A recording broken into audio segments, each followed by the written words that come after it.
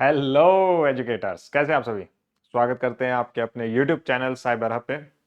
आज हम बात करने वाली हैं बेसिक सेटिंग्स की। जो लास्ट वीडियोस में हमने 2 पॉइंट को कवर करा था, उससे आगे हम चलेंगे। लेकिन एक खास बात आगे कि हाईसेंस इंटरेक्टिव फ्लैट पैनल अगर आप यूज कर रहे हैं और अगर आप सिंघम बन जाते हैं, तो जैसे आप बोर्ड पे ऐसे क्लिक करते हैं तो यहाँ पे ऑप्शन आते हैं होम का, रिटर्न का, सोर्स का। यही ऑप्शन अवेलेबल होता है हमारे पास विंडोज पार्ट में भी। विंडोज पार्ट में हमारे साइड बार जो गेस्चर मोड आता है वो ऑप्शंस नहीं होता है। लेकिन विंडोज में अगर आप यूज कर रहे हैं तो आपको वॉल्यूम कम ज्यादा या सोर्स कैसे चेंज करना है, नॉर्मली स्वाइप अप से तो हो ही जाता है, बट आपको बनना पड़ेगा सिंघम। जैसे आप सिंघम बनते हैं तो यहाँ पे आपको बेसिक ऑप्शंस के सेटिंग्स भी दिखा देता है कि आपको एंड्रॉयड पे जाना है। सोर्स आप यहाँ से डायरेक्टली सिलेक्ट कर सकते हैं।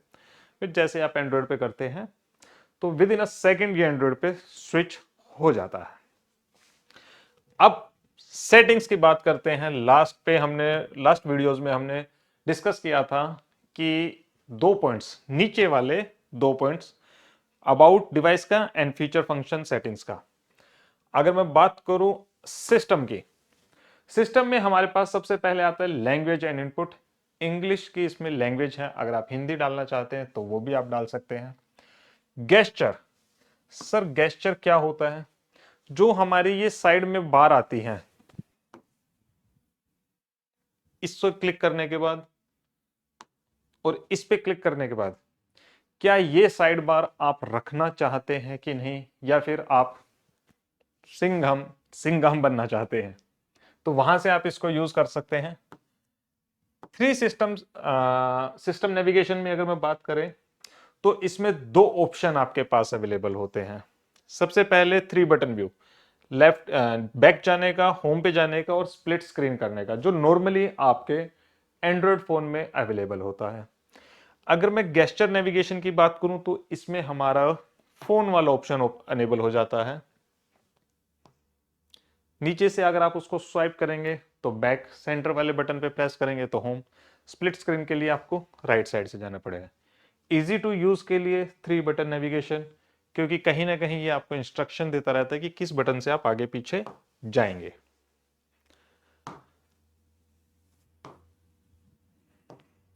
डेट एंड टाइम GMT +5:30, ये हमारे इंडिया का स्टैंडर्ड टाइम है।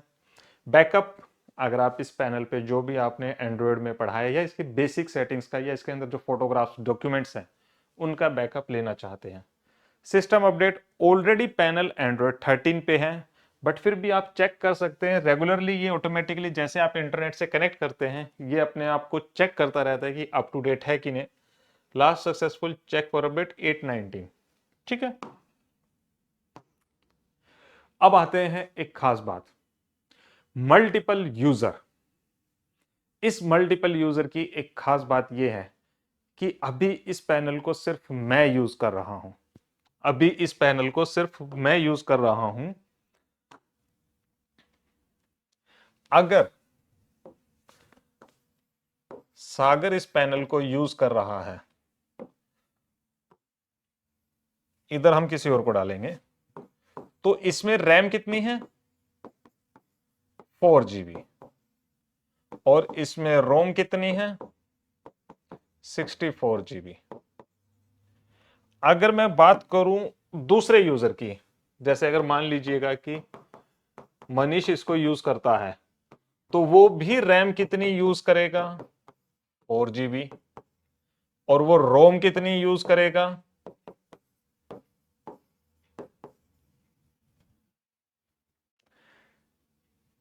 जी हां टीचर्स, अगर पैनल को मल्टीपल यूजर्स में अगर हम डालते हैं कि अगर मल्टीपल यूजर्स हैं तो स्टोरेज को ये 64 GB ही रखता है। आप देख सकते हैं, हम सेटिंग पे आएंगे, जैसे हम मल्टीपल यूजर पे क्लिक करेंगे, अलाउ मल्टीपल यूजर, मैं इसको यहां से यस करूंगा। Add user, you can share the device with other people by creating additional, ये सारी चीजें होती हैं। और उसमें setup there space, space already इसमें 64 GB है, तो जो टीचर अगर वो यूज करना चाहता है वो कर सकता है। तो इसका मतलब क्या है? इसका मतलब ये है कि अगर आपके इंस्टीट्यूट में या स्कूल में या कोचिंग पे या आप घर पे भी अगर स्टूडियो लगा रहे हैं तो आप अपना एक अलग से यूजर बना सकते हैं जिसमें टीचर अपने डाटा को सेव रख सकता है। स्टोरेज के लिए आपको इशू नहीं आएगा कि 64 जीबी को आप चाहें तो स्टोरेज मैनेजर के थ्रू इसको डिवाइड कर सकते हैं, अदरवाइज आप एक कॉमन स्पेस सभी यूज कर सकते हैं। तो यूजर का फर्क आपको पता लगा। घर के लिए आप अपना एक अलग यूजर सेटअप कर सकते हैं जिसमें आप आराम से मूवी देख सकते हैं क्योंकि 50 वोट के स्पीकर हैं। अदरवाइज आप अपना अलग अलग टीचर के साथ अपने यूजर बना सकते हैं। रीसेट ऑप्शन ये सबसे एक बड़ा रामबाण है, जहां पे कुछ भी समझ में ना आए रीसेट कर दो, पैनल नया। अगर मैं बात करूं गूगल की, तो गूगल सर्विसेज जैसे आप अपने फोन में सेट करते हैं वैसे ही यहां पे है पेरेंटल कंट्रोल है, एड्स हैं, backup, device sharing, find my device, ये सारी चीजें ऑलरेडी इसमें हैं जो आप अपने फोन में यूज करते हैं, आप उनको वैसे ही यूज कर सकते हैं। Digital wellbeing and parental controls, अगर आप बाहर हैं और अगर आप घर पर आते हैं और आप ये देखते हैं कि आपके पैनल पे किसने कितना यूज किया, तो वो चीजें भी आप देख सकते हैं कि ये 1 आवर 4 मिनट से पैनल आज यूज हुआ है। सेटिंग, व्हाइट बोर्ड, यूट्यूब किसने कितना कितना चलाया है। अब यहां पे आते हैं हम एक और खास चीज के बारे में, focus mode. Sir focus mode क्या होता है? मान लीजिए आप अपने स्कूल में हैं, ये इंस्टीट्यूट में लगा हुआ है और आप सिर्फ वही एप्लीकेशन बच्चे को दिखाना चाहते हैं जो काम की हो, ताकि अननेसेसरी कोई भी इसको आके टच ना करे। एग्जाम्पल के लिए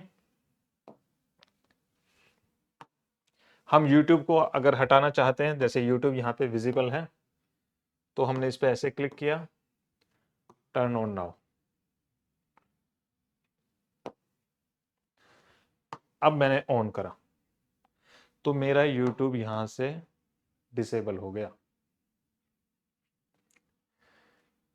फोकस मोड, अगर आप वही एप्लीकेशंस जो यूज करते हैं और सिर्फ उन्हीं को ही एनेबल रखना चाहते हैं तो आप बाकी एप्लीकेशन को डिसेबल या उसके मोड को हटा सकते हैं जिससे कोई भी अनऑथराइज्ड उसका यूज ना कर पाए। मैं आपके माध्यम से ये बात पूछना चाहूंगा, क्या आपके डिजिटल बोर्ड में ये फंक्शन है? जवाब आपके दिल में है। अगर मुझे कोई और भी हटाना है, जैसे अगर मैं ड्राइव को क्लिक कर देता हूं, मैं गूगल टीवी को क्लिक कर देता हूं, फंक्शन मोड तो शायद ऑन ही है क्योंकि टर्न ऑन हमने उसको ऑलरेडी किया हुआ है। अब आप देखेंगे गूगल टीवी बंद हो गया, ड्राइव भी बंद हो गया, यूट्यूब पहले से ही बंद है। क्या समझ जाइएगा क्वेश्चन आप? अब मैं जैसे ही इसको टर्न ऑफ करता हूं तो आप ये चीज देखेंगे कि ये वाले फंक्शंस यहां पे अनेबल हो गए हैं। अगर मैं यूज करना चाहूं तो ऑलरेडी मैं अपने अकाउंट से लॉगिन करके जो मेरी जीमेल की आईडी है मैं उससे इसको यूज कर सकता हूं। सर ये रिसर्च मैं खुद चाहूंगा कि आप लोग भी करते रहें, क्योंकि जब आप लोग हमसे कुछ क्वेश्चन पूछते हैं, हम कुछ नया आता है उस पर रिसर्च करते हैं, कुछ बेहतर आपके लिए लेकर आ पाते हैं। अब बाकी इसमें ऐसा कुछ नहीं है जो टीचर के लिए मैं बताऊं। पासवर्ड एंड अकाउंट्स वही आपके गूगल के अकाउंट्स जो भी अगर आप उस पर यूज करते हैं वो पासवर्ड इसमें सेव हो जाते हैं, आप उनको कहीं से कैसे भी कंट्रोल कर सकते हैं। अगर आप फॉरगॉट पासवर्ड की बात करें तो वो भी आप यहां से कर सकते हैं।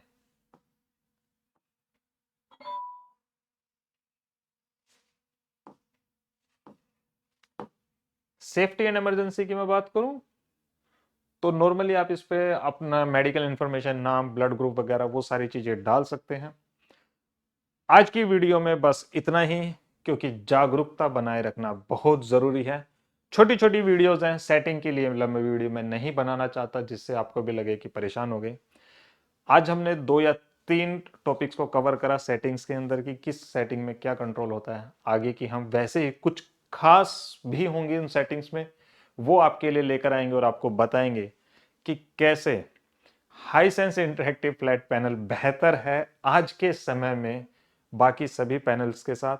और थैंक यू वंस अगेन उन टीचर्स का जो हम पे भरोसा करके Hisense interactive flat panel use कर रहे हैं। आशा करता हूं बहुत जल्द मुझे आप लोगों के फीडबैक एंड रिव्यू वीडियोस मिलेंगे, क्योंकि अभी मैंने आपको टाइम दिया है कि आप उसको यूज करिए। पॉजिटिव या नेगेटिव कुछ भी आप हमें बताएं ताकि हम अपने आप को बेहतर बना पाए। तब तक के लिए नमस्कार।